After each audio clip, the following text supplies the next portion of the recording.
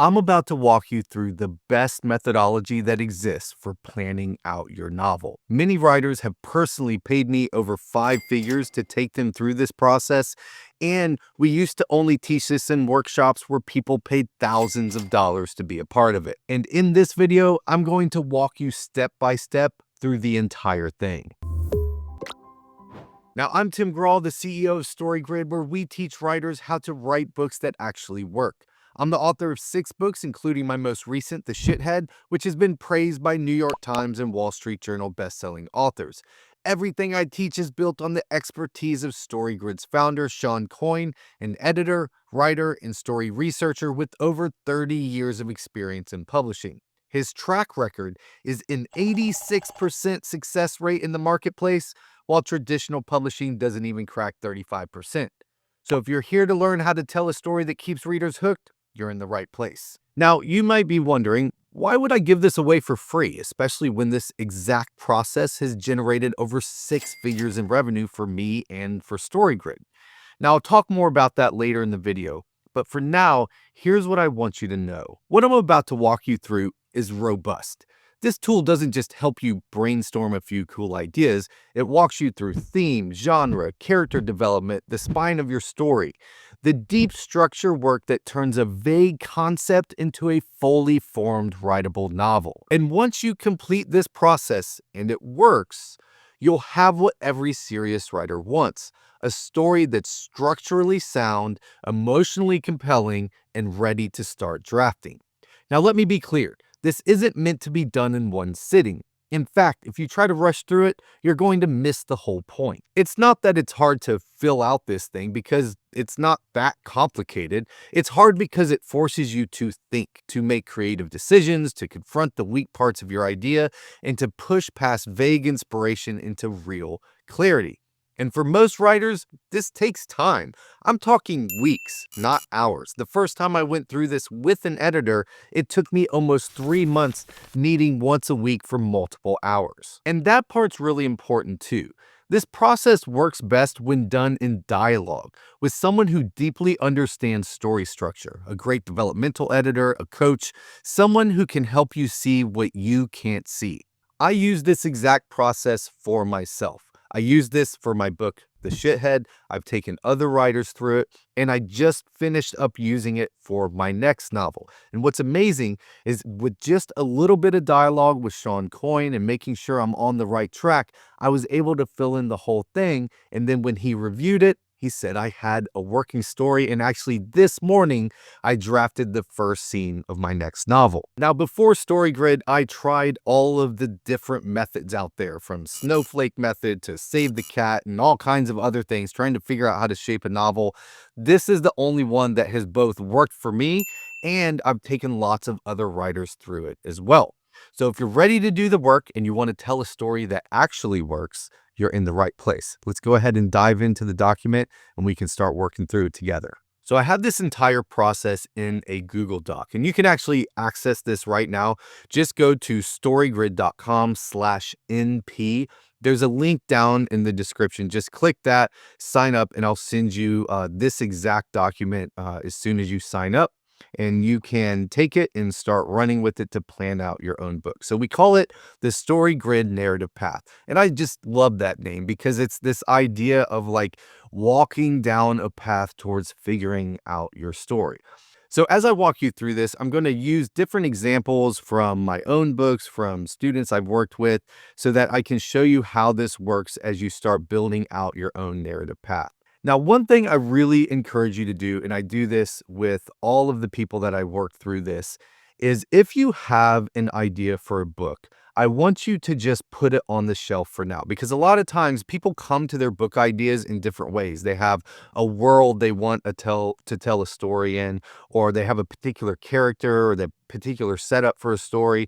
And that's great. You're going to be able to pull that back in to this document later. But for now, just set it on the shelf and we'll come back and check that later. Because what I find is most of the time, a few pieces of the thing that you want in your story fit, but most of it doesn't always fit in because we have so many things we want to get in and those things don't actually fit together in a story. So if you're starting from scratch, that's fine. If you have an idea, that's fine too. Just kind of put it in a box. We're going to put it on the shelf and we're going to start clean right here talking about the theme. And then as we dive into this document, I want you to know that I have links to reference directly in the document for several of the things that I'm going to talk about. For almost every piece of this thing, I've done entire YouTube videos walking through it. So they're linked in the document for reference. I'll also put them down in the description of this video so that if you want to learn more about the non-negotiable or the content genre or anything like that, you'll be able to go and do a deeper dive, because obviously I can't teach all of the ramifications and all the aspects of each of the thing in this document. Otherwise, this video would turn into like 10 hours long, probably longer. First thing is the theme. We're going to talk about the theme. The theme starts with the non-negotiable. It's two pieces. And the non-negotiable is the transformation you want the reader to make. Now, right here, you see the word Sam. If you've been around StoryGrid, you know what that means. But for those of you that haven't, Sam is the single audience member. So here at StoryGrid, we don't really care about what you, the writer, want to write. We care about Sam. We care about the reader. Because if your book doesn't connect with the reader and actually bring them through the story and bring them to catharsis, it doesn't matter. So a book you're writing that's all about you, the writer, that's called a journal. And I've got nothing but good things to say about journaling. But when you comes times to actually write a book, you've got to write it for the reader. And the best way to do that is to focus on one person, the single audience member. The way to breed universality into your story, to make it universal to everybody, is to make it specific to one reader. So anytime you see Sam, that just stands for single audience member. All right. So describe the transformation you want Sam to make as a result of reading your story. Write a paragraph outlining your non-negotiable and then word your final non-negotiable like this. Move the reader from X to Y. So for my book, The Shithead, my non-negotiable was I wanted to move the reader from believing they were a broken piece of shit to believing that they're perfect and have everything they need. That is the non-negotiable. That is the thing I wanted the reader to understand. So that's how I used to feel, is I just felt like I was this broken thing that constantly needed fixing. And it wasn't until I started actually believing about myself that I was perfect and have everything I need that things started getting better in my life. And so that is the theme. That is the non-negotiable of my story. That's where everything comes back to. Okay. So make sure you write that down. I want to move the reader from X to Y. I want to move them from believing or thinking or understanding X about the world or themselves to believing Y about themselves or the world. Okay. So next, we need to turn that into what we call a double factor problem. So what is a double factor problem? So a double factor problem is simply a problem that is context dependent. Okay. So a single factor problem would be something like 2 plus 2 equals 4. 2 plus 2 always equals 4, right? It doesn't matter where you are, who you are, what you believe. None of that matters. If you have two of one thing and two of another thing, and you add those together, you now have 4 of those things, right? A double factor problem is where the answer changes depending on your context. So a question like, should I get divorced? Well, it depends, right? That's the answer to every double factor problem is, well, it depends. So should I get divorced? Should I adopt a child? Should I get married? Should I move to Los Angeles to take this new job? Like, it just depends, right? It depends on your context. It depends on who you are, who your family is, social pressures, money pressures. Like, it just always depends. You have to have more information. Okay. And so when I take my non-negotiable, I want to move the reader from X to Y. Well, choice 1 is going to be X and choice 2 is going to be Y. So in my case with the shithead, it would be, well, when is it appropriate to think of yourself as a piece of shit that you need to fix?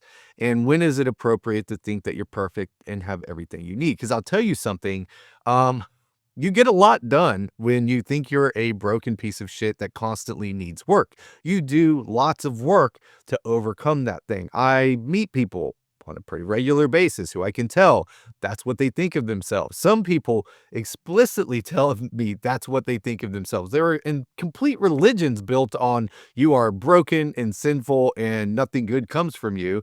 And those people get a lot of things done and they actually do good for people.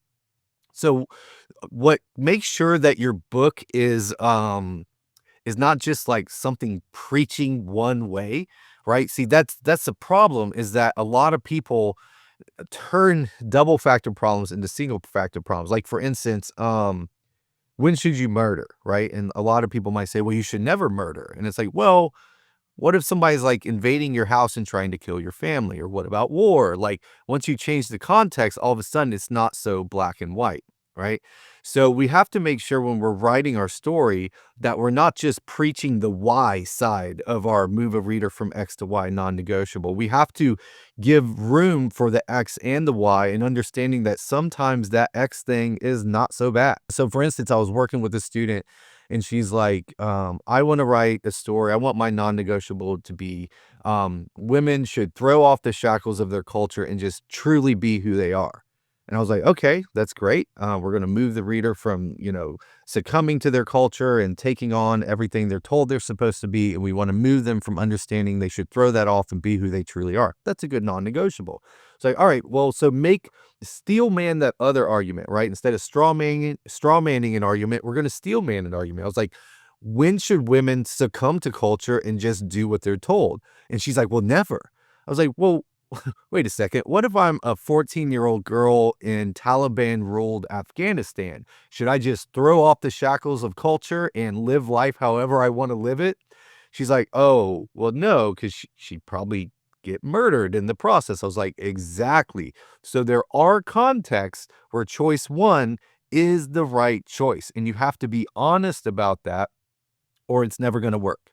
So what you're going to do here in this table is you're going to fill in choice one, that's the X side of your non-negotiable. Then you're going to fill in choice two, that's the Y side of your non-negotiable. And then you're going to start listing out pros and cons, right? So what are the pros and cons internally for people if they choose X? And what are the pros and cons externally if they choose X? And then you do the same thing for choice two. What are the pros and cons internally? What do they get internally? And what do we get externally, right? And so just fill those in, and you have to be really honest. Most people can fill in choice two, the Y side, pretty easily because that's what they believe. But you have to be honest on the choice one side as well in filling out, like, here's why, what do you get internally when you think you're a broken piece of shit? Well, you know who you are. You know you're broken. And you can rely on other people to tell you who you are, especially if you're in some sort of religion or whatever that's telling you exactly who you are. So you get that internal. You also get external things. You work really hard. You wake up early. It can be really, really motivating to getting things done because you're constantly proving and overcoming this fact that you think you're a broken piece of shit, right? And I can build an entire argument for that side of it. I think it's unhealthy and wrong and damaging in the long run, but I can make an argument for why it can be a good thing. Okay. So once you have those two things, you've got your theme figured out. This is the change you want the reader to make. You want them to move from X to Y. And the way you're going to do that is to make an argument, a solid argument for both X and Y, and then ultimately show them that given the context of your story, Y is the right answer. All right. Okay, so let's fill that in and we're going to keep moving. All right. So now we're going to look at genre. Now, most of the ways that people talk about genre are not that helpful. So if you look, most of the time when people think of genre, they think of like the sections of the bookstore or all those categories on the left on Amazon. And that's just not helpful. Those are like marketing categories. They're not actually genre. Because take a genre, and I'm like air quoting here, genre of young adult. Well, what's the story about? Is it a crime story? Is it about justice? Is it about life and death? Is it a love story? Like, you don't really know.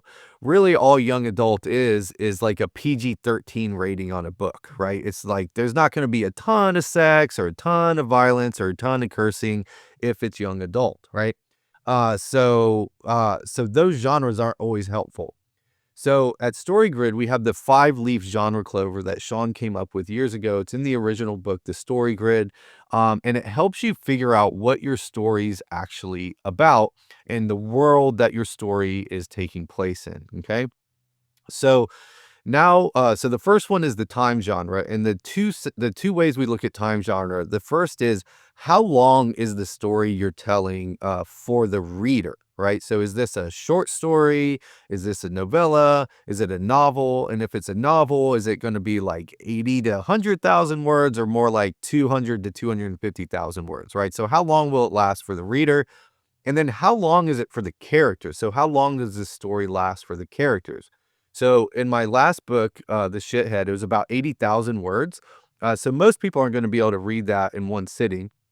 And then the entire book takes place in just 9 days for the character. There's worldwide masterwork books that what's the one? There's one book, I can't even remember it, but it's like a super long book, and it literally takes place in the afternoon at a funeral. I think it's Finnegan's Wake. And then there's books that like span, lifetimes or even generations, right? Which is fine. We're just keeping track of like how long is this lasting for the reader? How long is it lasting for the characters? Then we look at reality genre, okay? And this is where things like fantasy and realism come into play. Historical novels come into play here. So, in what world is your story being told? What's the reality of the world, right? So, for a lot of books, it's just straight realism, right? So, realism is given all of the facts of how like physics works and the world works, this could happen, right? But it's often like not told historically accurate. It's not set in a real town, or if it is set in a real town, that's just used basically as a prop. It's not actually trying to be accurate in any way. Where if you write historical fiction, you are getting more in the factual realm because you have to be factual about how you're telling that world. And then when you get into the fantasy realm, you start looking at like science fiction and fantasy. And one of the look, don't leave me comments about this because I know it's not 100% correct, but one way that is helpful to think about fantasy for science fiction is fantasy is when only certain people can use the magic because of who they are. So this is where like elves can do this kind of magic, and warlocks can do this kind of magic or whatever. And science fiction is where anybody can use the magic as long as they know how to press the button, right? So the magic is more a technology that anybody can use, versus fantasy is magic that only certain people can use. And so you're kind of on this spectrum between like factual, like we actually have to get all the facts right because we're telling a historical, a historical fiction, or it's just realism. It's set in basically the real world, but it's not historically accurate, but it could happen in today's world. And then we flip over to things that just cannot happen, like fantasy and science fiction. Okay. So write that down. This is the beginning of your world building. And I'm going to talk a little bit more about world building a little bit in a few minutes. But this is where you start like figuring out what type of world you're going to tell your story in. Okay. Now I'm going to stop here and talk about something extremely important about the narrative path. Okay. This is a recursive process. Okay. And what that means is that we constantly have to go back and refer to our document. Okay. So it's pretty obvious in the non-negotiable and the double factor problem, right? You can't build the double factor problem without having a good non-negotiable. Okay. They have to reference each other. But this is the case when we start for the entire document. But think about like the time genre. Okay, how long is your story going to be? Is it a short story, a novella, or novel? How do you answer that question? And it's like, well, how much time do you need to solve the non-negotiable problem for your reader, for your Sam? So you have to like, I wrote a short story called No Doubt a few months ago. It's on the YouTube channel, and I picked a non-negotiable that was specifically something that I could write in a short amount of words. I think it ended up being about 6,000 words. And it was just like My question was, what does it mean to be a good parent, right? So, it could be something like moving the reader from feeling like they have to get everything right in order to be a good parent to believing that if they get the big moments right, that's all it takes to be a good parent. That's like the non-negotiable. And it's like I came up with a story that I could like move the reader from X to Y in a short story, 6 to 8,000 words. So if I tried to, and Sean and I actually spent some time talking about this of like, I actually, when I first had the idea for this story, it was kind of different, but he didn't like it as a novel because that's what I wanted to write it as. And so when I said, oh, I want to write a short story, he's like, write that idea as a short story. That's a short story non-negotiable, not an 80,000, 100,000 word non-negotiable. So this is where you start checking back of like, well, how long does my story need to be in order to get the reader to make the transformation that I need them to make? It should be as short as possible to help them make that transformation. Same thing for the reality genre, right? So why would you need to move from realism to fantasy or realism to science fiction? And it's like, well, fantasy is often nostalgic. It's about looking back at the way things used to be. Science fiction is looking into some future, hoping that we can solve our problems through technology. And, in every book, the world becomes a character of its own. It's adding to the story. So, but it's like, why do you need a science fiction story in order to address your non-negotiable? And this is why we always start with the non-negotiable, because I'll talk to people that are like, oh, I've got this really cool idea for like a magic system I want to use. And I'm like, well, okay, you can use that magic system, but we've got to kind of back propagate here and figure out, why does that magic system resonate so much with you? And what is it that you believe about the world that's connecting you to that magic system, right? And now we can fill in your non-negotiable so that it actually attaches to the magic system. You can't just take your non-negotiable and pick some random magic system or some random world. It all has to work together. This is why, one, it should take a while. You should fill some of this out and then go for walks. I think about it when I'm driving. I often think about it when I'm drilling jujitsu. Just whenever it comes into my mind, I think about it, and I'll often solve some problems to make sure it's all working together. This is also why it's good to do it in dialogue with somebody that understands story structure, because they'll point out inconsistencies. This is when I was running the workshops or working with one-on-one with writers, this is always my job, is I'm like, well, that doesn't work with this because of this reason. Okay. All right, let's keep going. The structure genre, this is, are you writing an arc plot, a mini plot, or an anti-plot? So again, I have a whole video on this, but an arc plot is where we're following the change in a single character. A mini plot is where we have a network of characters. So this would be something like Game of Thrones, where you're following lots of different characters, and it's about the change in the overarching system. Most books are arc plots that, even obviously most books have a whole cast of characters, but mainly we're following the change of one character. Most books are arc plots. If you're new to writing, if you haven't written a lot of books already, don't try to write a mini plot book. I mean, you're just setting yourself up for disaster. So start with an arc plot, single character, the change of a single character, and then we don't really deal with anti-plot here. Anti-plot is just pure chaos in writing. All right, style genre. What's the medium that you're using to tell your story? The default here is usually cinematic, where you're basically just describing the action as it happens. But there's great books that are written in epistolary form. The one that comes to mind for me is C.S. Lewis' Screwtape Letters.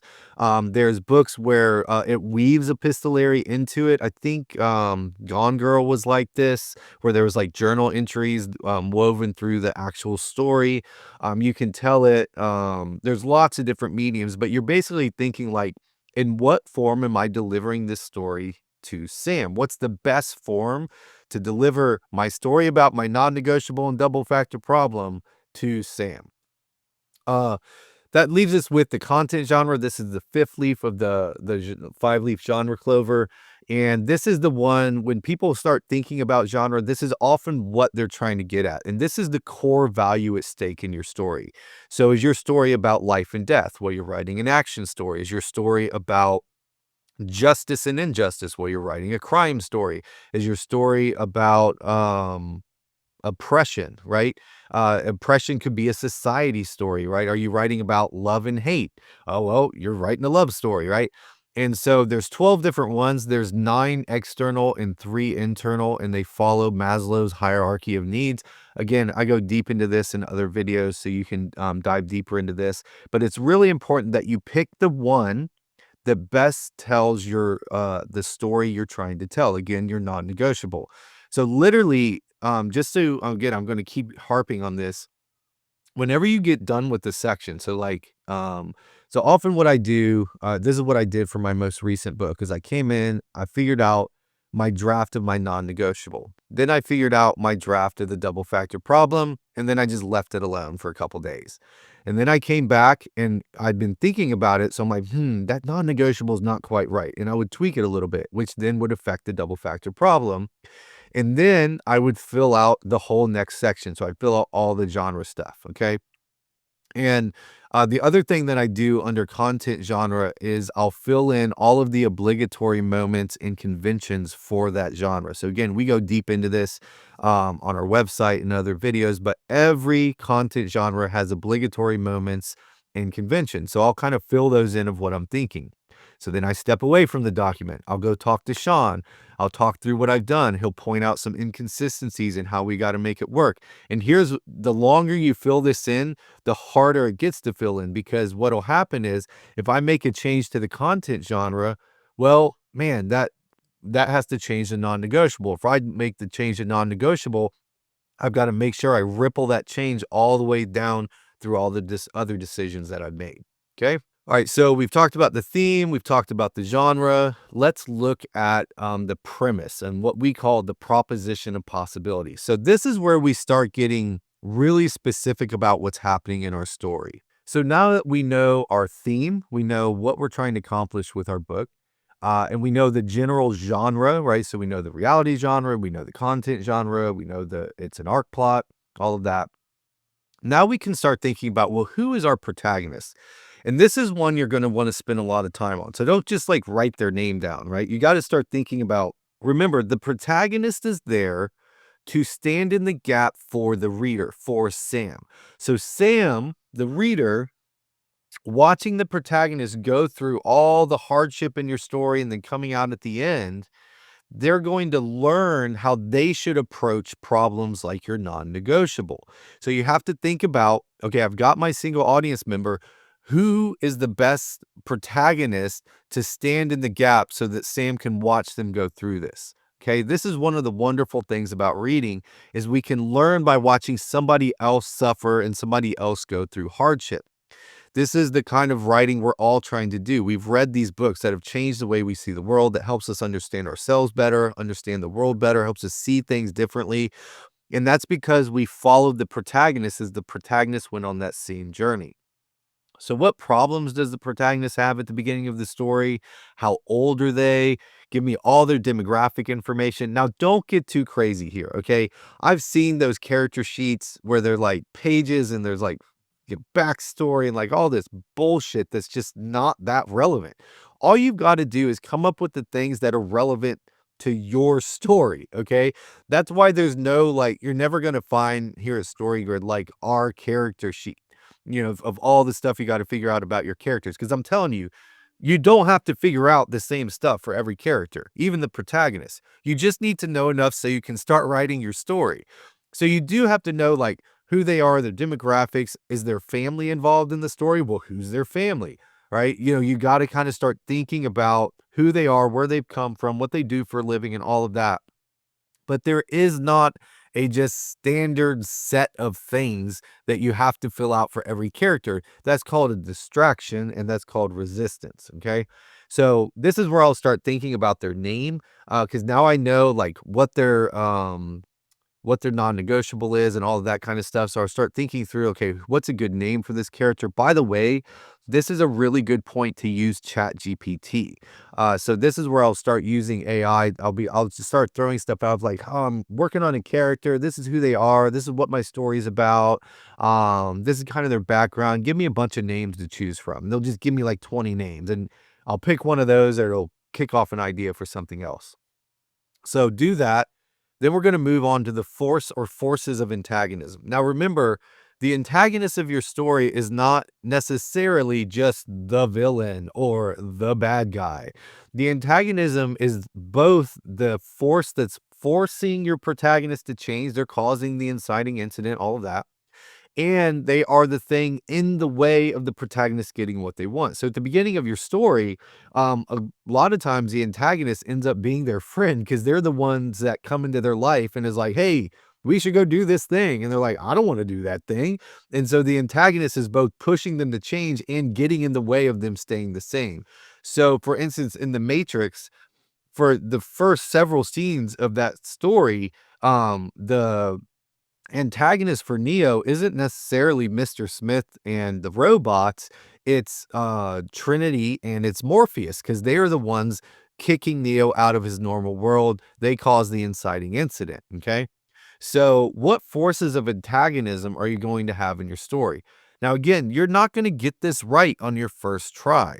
Just start writing them out and put lots of notes in here. So just start thinking, I need something that does this, or I need somebody that does this, or this will be the main, because a lot of stories do have a main villain. The story I'm currently working on has like a main villain, right? So I'm working on something that is going to be basically a Brazilian jiu-jitsu version of the movie Whiplash, right? So in Whiplash, Fletcher is the clear force of antagonism throughout most of that movie. Now, there's other forces of antagonism. There's other students, his family members, all that, but he's the main one. So your book probably has a main force of antagonism, but you've got to think through what other forces of antagonism are going to be in their life. All right. So now we can start thinking about, now that we have all of that done, the genre, the non-negotiable, the theme, and we've got our protagonist and our antagonist, we can actually think about what's the global inciting incident? What is the thing that comes into the protagonist's life and knocks their life off balance and just starts this whole story rolling, right? That is the global inciting incident. You want to figure this out because this is what's starting the whole story. What is causing your protagonist to get kicked out of their normal world in some way? And again, their normal world doesn't have to be a physical world. It's just the way I explain the inciting incident is it's like we all think we know what's going to happen next. Like, I think I'm going to continue to do this video, finish recording the video, do a couple slight things to edit it, and then ship it off to my video editor. And then I'm going to go home. I'm going to go for a walk with my wife this afternoon. Like, I know what's going to happen next. But if all of a sudden the power went out here, or somebody started banging on my door, that is outside of what I thought was going to happen next. So that's what you've got to come up with here is what is the global inciting incident, the thing that initially knocks your protagonist's life off balance and forces them to go on this journey they're about to go on. And then once you know the inciting incident, you can start thinking through the protagonist's object of desire. Now, this is like a very deep topic. And this is one of those things where like, I wish I could, all of these, I wish I could just sit here and talk for 3 hours on each of these, but you want to know, what does your protagonist want? So after the inciting incident, what is their conscious want? So if I pause the story, stepped in and asked your protagonist, like, what do you want? What are you trying to get? They would be able to tell me. It's conscious to them. Now, that's going to be different than what they actually need, right? Because your story is all about this change that they're going to go on, and you're going to take the reader through by watching the protagonist. So they need to change in some way, but they don't want to change. Who wants to change? We all want to stay the same. The only reason we change is when something comes into our life and starts forcing us to see the world in a different way. So you need to know, what is your protagonist's conscious want, and also what's their unconscious need. And then we get into eternal desire. Now, don't go too nutty on eternal desire. The way I think about this is like, what does the protagonist want on their tombstone, right? So for the shithead, I wanted him, what the protagonist Eric wanted to be was a good father and a good husband. That's truly what he wanted to be. Like, if after his life is over, the people that knew him looked back on his life, what would they want? What does the protagonist want them to think about? And in the shithead, it was good husband, good father. Okay. So this is the eternal desire. What is your protagonist way deep down at the end of their life, and they look back on this time in their life that is actually taking place in this story? What do they want? What do they want to be known for? All right.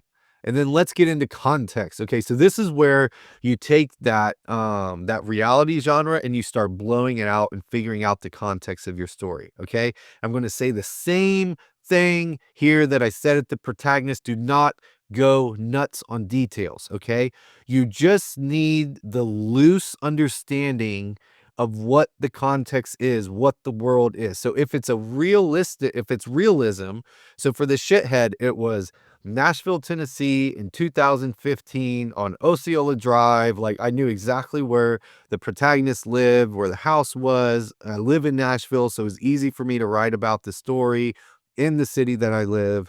Do not go nuts on this. Even if you're doing a fantasy world or science fiction or something like that. Listen, and this is where I'm going to step outside of this narrative path and just do a soapbox thing here. Okay. Look, if you enjoy nerding out on world building, go nerd out on world building. I don't care. I enjoy doing all kinds of things that has nothing to do with writing a story or writing a book that works.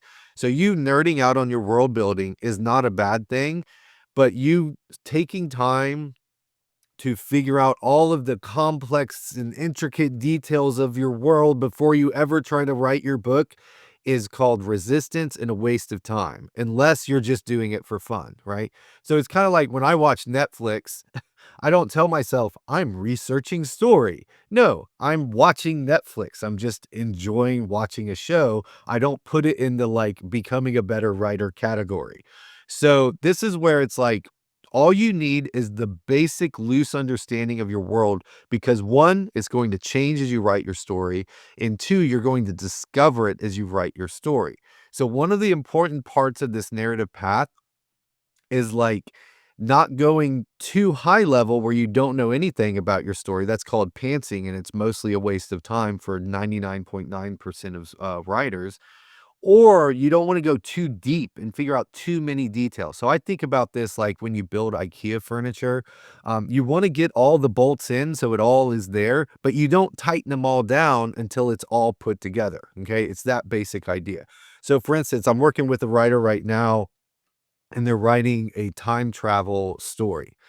And so when we are going through the narrative path, he kept like going down this hole of like figuring out all the intricate details of the time travel because I got to figure that out because it's got to work for my whole story. And I'm like, just leave it alone. You don't have to figure it out. He's like, no, I do. I was like, look, man, it's not real. You can do whatever you want, and we won't really know until we've got one, the whole narrative path filled out.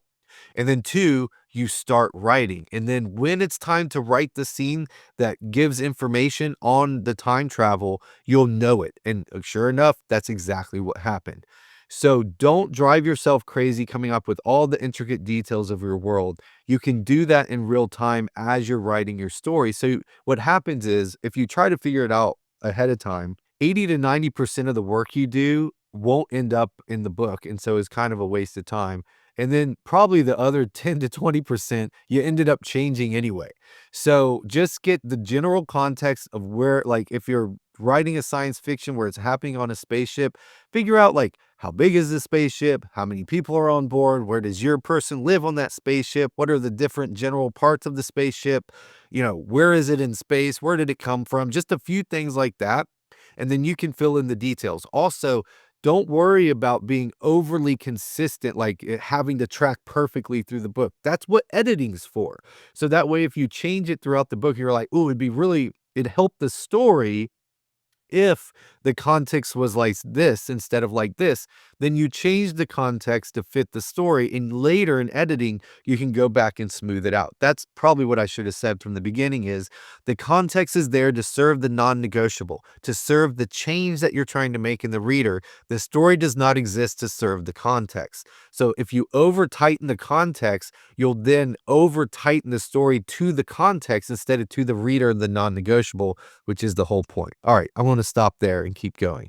Obviously, this is like a soapbox of mine. All right, narrative device. Okay, so we're going to step back from what's happening in the story, who the protagonist is, what's the inciting incident, what's the context, all of that. And we're going to kind of step back a level. And now we're looking at it as you, the author. Okay, so there is there's a version of you that is the totality of who you are, right? So who you are as a mother, a father, a friend, a brother, a worker, a trainer, whatever it is, like all of who you are wrapped up. That's you, the person. But whenever we tell a story, we're going to fill a role when we're playing that story. Now, listen, we all do this automatically. We fill roles in our life all the time. Right now, I'm filling role of, writing coach on YouTube. Or when I go home, I fill the role of husband or father or whatever. And so what you're going to fill a role that you're going to use in order to tell this story, if that makes sense. Okay, so I'll come back to that. So then we have the single audience member. So who is the Sam that you're telling the story to, that you, the author, is telling the story to? And I want you to get extremely specific. Who are they? How old are they? Why are they here? Like, more demographic information. What is the relationship between the author and the single audience member?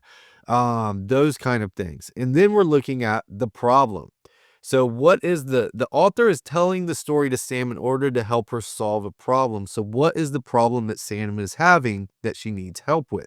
This is directly attached to your non-negotiable.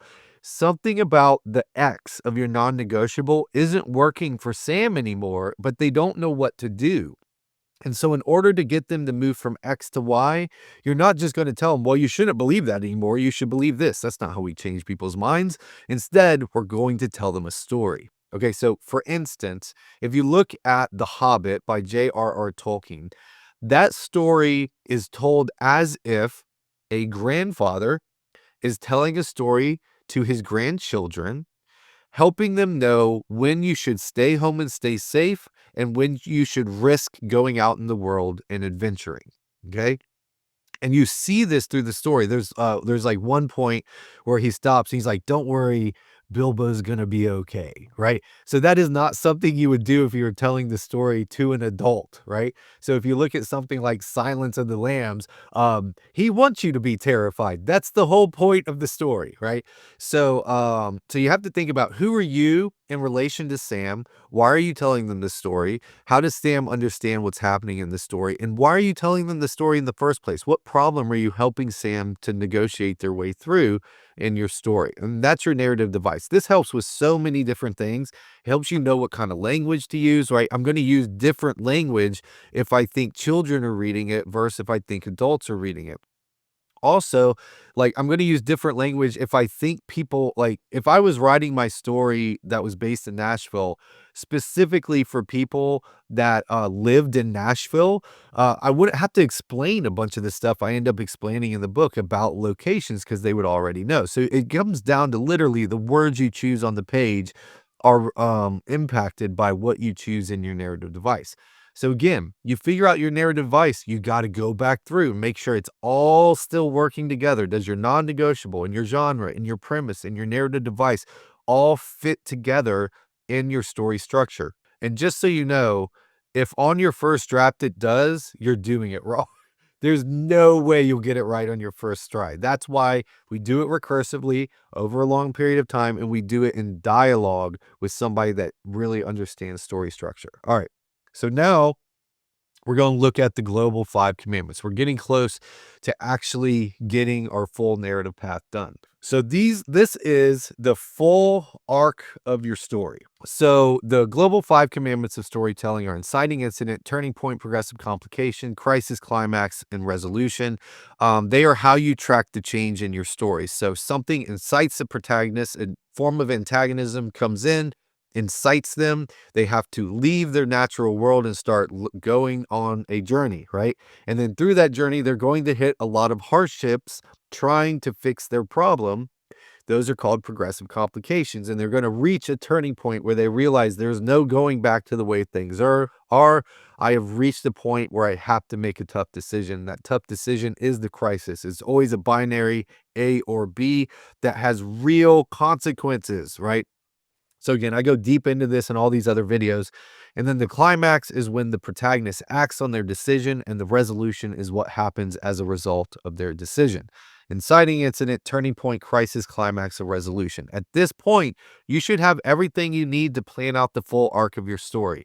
You know the non-negotiable, you know the double factor problem, you know all the genre information, you know the premise for your book, so you know the context, antagonism, protagonism, all of that, and you figured out who is telling the story, what role you're playing, who they're telling the story to, and the problem that they're fixing. So now you can plan out the 5 commandments, the full arc of your story. So we're getting pretty close here. We know our story really well. We know where it's beginning, we know where it's going to be in the middle, and how it's going to end. We know a lot of the forces that are moving around it. We know the genre, we know the world it's being told in. And now we've got to figure out, well, who are our characters? Who are the characters in our story? Okay. Now, again, I did a really deep dive video on character development that I'll link to, that will help you fill in all of these forms, because these won't make a lot of sense on their own. But we have the name of the character. A lot of times we just put like TBD the bad guy, or TBD the best friend, something like that, if we're not ready to name all of our characters yet. And then you want to fill in, like, who are they in relation to the protagonist? Are they an ally or are they an enemy? And I always put in here um who they actually are, because sometimes in stories, like if you have Snape from Harry Potter, you think he's an enemy until it's revealed he's an ally. So if I were filling this out, I'd put Snape and I'd put ally, because he's ultimately an ally for the protagonist. And then does this character go towards chaos or go towards order? And so everything's on an order and chaos spectrum. And the way I think about this is, in order to get control of their environment, what does your character do? Do they try to create order or do they create chaos? So again, back to the movie Whiplash, Fletcher loves to create chaos. That's how he keeps control of everybody, is he keeps everybody off him, around him, off balance, right? I think of this as like, if you're in a pond and it's like a clear pond, you can like see down to the bottom. But if somebody steps in and like kicks up the silt in the bottom, it balloons out and you can't see anymore if you're under the water. And that's what people that love chaos love to do, that because that gives them places to hide and ways to control people. On the order side, people tend to, when they get stressed or when they want to control things, they lock things down. They want everybody to be in their place. They want to order everything around them. So does your character go towards chaos or go towards order? And then what is their relationship to the double factor problem? There's different ways to look at this, but the general idea is, are they on the choice one side and think they're right? Are they on the choice one side and think they're wrong? And then you want characters that are also on choice two side. Are they on choice two side and think they're right, choice two side and think they're wrong? That's basically the idea. You want to give a full 360-degree view of the double factor problem by the characters in your story. This is how you know if you have the right characters in your story. A lot of times when I go through characters with people, like, we end up cutting characters because I'm like, that character is an ally. Both of those characters are allies. They love chaos and they're giving me the same look on the double factor problem. So cut them or combine them or do something, right? So you want people that you don't want the same people in your story filling the same role.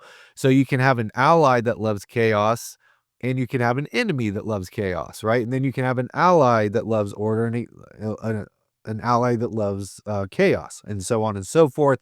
And then you want people at different points on the double factor problem spectrum. So again, I'm going to put the link in here and down in the description. This is a whole thing. So I'll send you, you can go check that out as well. All right. So now that we've got all of this figured out, it's time for like the big final payoff of all of this, is we're going to plan out your full actual story. Okay. So we do not think it's a good idea to go all the way down to planning out every single scene of your novel. So my novel, The Shithead, had 50 scenes in it. And I did not plan out all 50 of those scenes before I started writing. I only planned 20 scenes. I only planned 20 different moments in the story. And it's pretty straightforward, although it obviously gets nuanced like everything else. But we're going to break your story into 4 quadrants: the beginning hook, the middle breakdown, the middle burn off, and the ending payoff.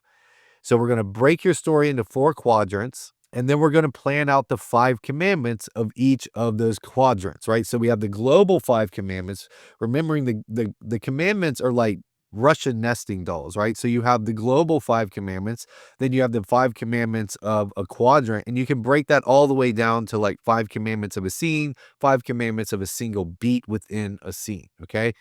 So you're going to plan out what's the inciting incident of quadrant 1, what's the turning point, crisis, climax, and resolution. And usually the resolution of quadrant 1 is that they leave the world, right? So they go to some other place. And then you have to do the same thing for the middle breakdown, the middle burn off, and then finally the ending payoff. And I have notes in there for each of those. Again, I go through this in other videos. And at this point, you have your story planned out. And this is what's so great about the narrative path. The way I think of it is it gives me a full 3-dimensional view of my story. I'm not just figuring out the characters. I'm not just figuring out the plot. I'm not just figuring out the theme.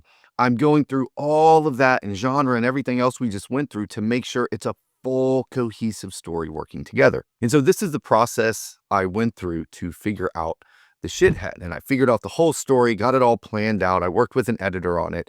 And then what was really cool is I tested the story by telling Sean Coyne, the founder of StoryGrid. I just told him the story. I didn't walk him through the narrative path. I just told him the story as if we were having coffee and I was telling him my book idea. And then what he was able to do is look at that, tweak a couple things, and then he handed back my story and said, this is going to work. If you can write this story, if you can get it down on the page, you have a working story. And this is the first time this had ever happened to me. When does this ever happen to you that you sat down and you knew from page 1, if you could write the book, you had a working story? And that's actually what happened. I finished the story. I finished the draft. I did a couple edits on it. I sent it to him. This was the first time he'd read any of it. And when he read it, he called me and he's told me, not only is this the best thing I've ever written, it's one of the best things he's ever read. And this is from a guy that we did a podcast for years and years where all he did was critique my writing. And so the fact that he actually liked it was just huge. And I knew he would tell me the truth. Okay, so now let's talk about, I told you at the beginning, we used to charge for this. We used to run workshops on it. I used to walk people through it one-on-one. Why don't I do that anymore? Why did I give up that income stream here at StoryGrid? Well, I learned my lesson this way. So I had walked a couple people through it. We had somebody else that was running the workshop, and then I ran the narrative path workshop myself. And it went really well. Had a bunch of students come through. They paid to go through it. I was critiquing their story plans as they were putting them together. And then at the end, everybody had made a lot of progress in planning out their story. And there was 2 people in particular that had a really strong story that a few weeks later, they sent me the first few scenes of. So they had planned out this story. They were so excited to write it.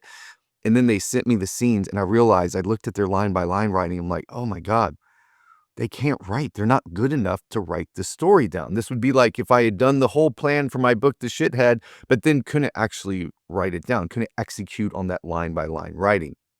And this is when we realized nothing matters if you can't write a working scene. And so that's why we don't run the narrative path anymore. I actually felt really bad about running it because I was taking writers through it that couldn't write at the end. It was like sitting down with somebody and planning the most epic road trip. We were going to start in Los Angeles, California on the west coast of the United States and go all the way to New York City on the east coast. And we were going to have this epic fun time. We're going to stop at the coolest hotels, go to different monuments, go sightseeing, go hiking. It was going to be amazing. We mapped it all out. And then I handed it to the person. Then they got in their car, packed up their car, all ready to go, excited. And then they left the driveway and immediately put the car in the ditch. And it was like, oh, you can't go on a road trip if you don't know how to drive a car. And so that's why what we do here first and foremost is focus on helping you write great scenes. This is why we run the scene writing workshop, where for 6 weeks, you work with us one-on-one with a coach to get better at your line-by-line writing. So every week you turn in a scene, you get feedback telling you what you did right, what you did wrong, and how you can improve the coming week. Along with that, there's live training, there's daily exercises that you get feedback on as well.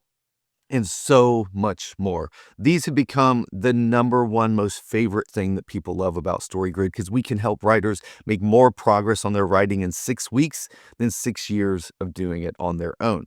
So if going through something like the narrative path gets you really excited, let's make sure that your line by line and scene writing is so strong that it just grabs the reader and pulls them all the way through the book, that they stay up late reading your book because they can't put it down. That's what I want for you. And so that's why we run these workshops. So go to storygrid.com/workshop to find out more. Fill out an application. We've got one coming up soon. We'd love to have you join us. Now, again, on that topic of scene writing, you might want to dig a little bit deeper just in that scene writing part and learn about what makes a great scene. How do you make sure that your scenes are working so that when readers read your scene, they get excited to turn the page and keep reading and keep reading and keep reading all the way to the end? Well, I've got a free resource for you. It's at storygrid.com/checklist. It's a 13-point scene writing checklist to help you know what makes a scene work. And not just the checklist, I give you a walkthrough and a training on how you can use it with your own writing. You can go download that right now at storygrid.com/checklist. Okay, I hope you got a lot out of this longer video. I'd love to know if you like these in-depth videos. Usually my videos are shorter, but I just wanted to take the time to walk through this whole thing. So if this was helpful to you at all, I'd like you to do two things. Go down and comment, and first, tell me what your favorite part was and what you learned. And then two, if you'd like me to do more in-depth videos like this, that would be super helpful. But either way, make sure you keep your training going. Remember, the first thing we talked about was a theme. Well, I've got a great video walking you through how to develop your own non-negotiable and theme. That's going to pop up on your screen next. And of course, I've got lots of videos that you can go check out down in the description. But either way, thanks for being a writer. Thanks for being a part of our community here at StoryGrid. I'll see you next time.